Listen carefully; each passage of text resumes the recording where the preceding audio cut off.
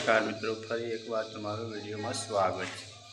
જો વાત કરીએ કે કાજલબેનની તબિયત થોડી બગડવાથી એમને સંજયજી અને તેમના મમ્મી દવાખાને લઈ ગયા હતા અને પછી તેમને એક બાટલો ચડાવવામાં આવ્યો હતો શક્તિનો અને પછી તેમની તબિયતમાં સુધારો આવી ગયો હતો।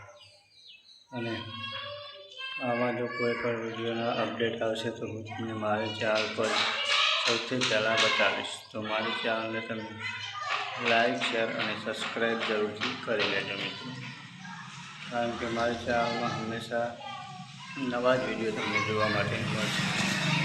અને કાજલબેનની તબિયત બગડવાનું કારણ જ હતું કરણજીના અવસાન પછી કાજલબેનને ખાવા પીવામાં પણ તકલીફો પડવા માંડી હતી, કારણ કે તે કરણજી સાથે બેસીને જ જમતા અને કરણજીના ગયા પછી તેમને ખાવા પીવામાં એમ કે કરણજીની યાદ આવી જાય એટલે ખાવાનું થોડું ધીમે ધીમે ઓછું કરવા માંડે, કારણ કે ખાવાનું ભાવે જ નહીં।